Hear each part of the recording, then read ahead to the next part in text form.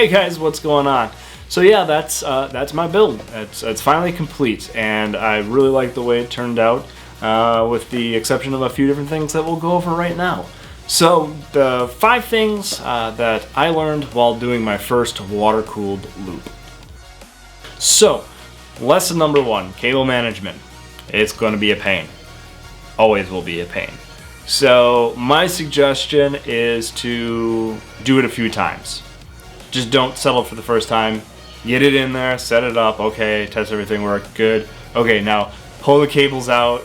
You don't have to disconnect them, just pull them out of the spots that you smashed them into and try and reorganize them and get them in there again. Because the second time I did that, everything started to feel like it fit a lot better.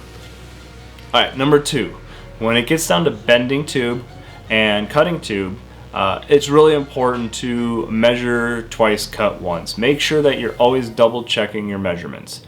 And also, make sure that you leave yourself room that you can actually remove some more. So leave excess, and then once you cut it, you can't replace it.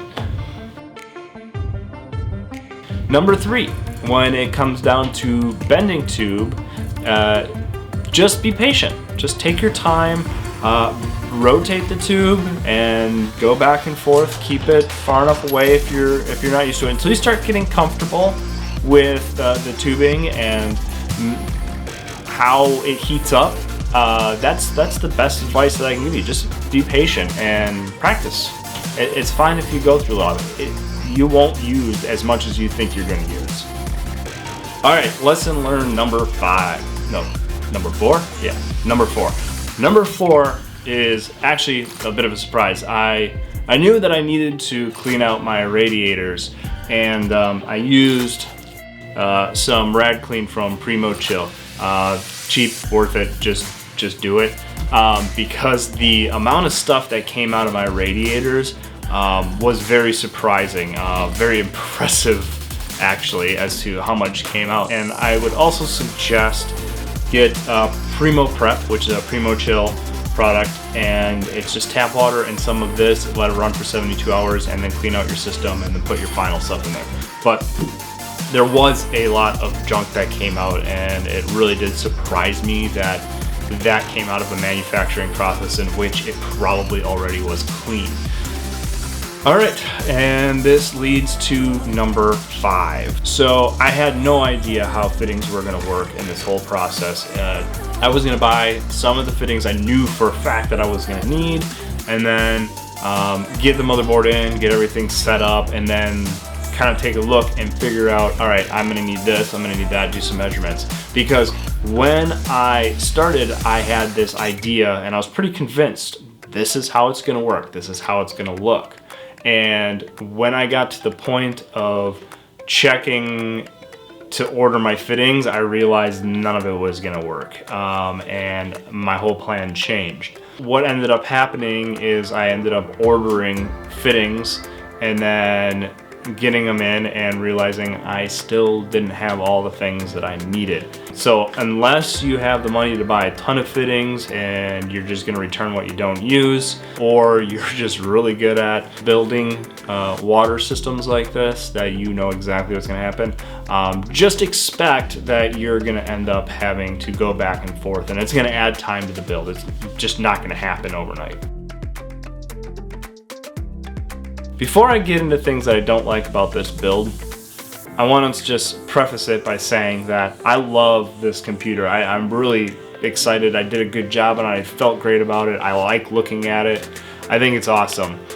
There are a couple things that kind of really stand out as I'm really glad I made that decision and went that direction. Number 1 is the vertical GPU. I think it just really shows off the GPU really well. And then number 2, this was a little bit of a surprise.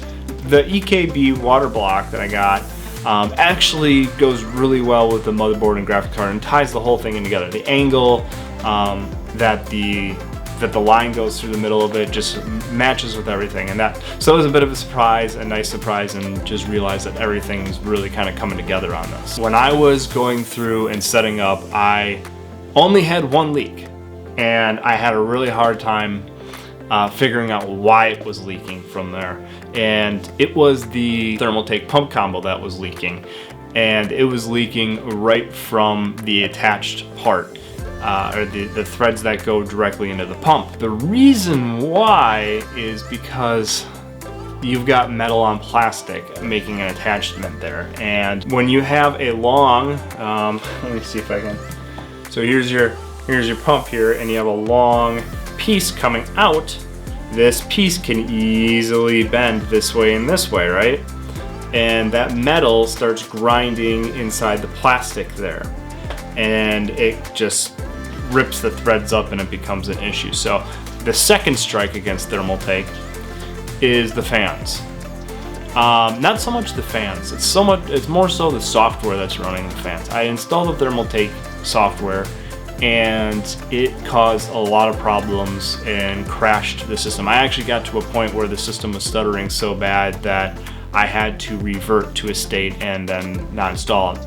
It took me a while to figure out that it was in fact the Thermaltake software that was causing the problem.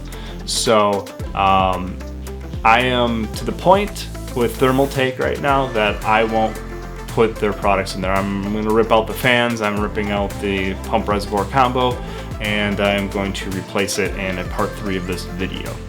So that is it, everybody. Let me know what you thought about this video by leaving a comment in the comment section below.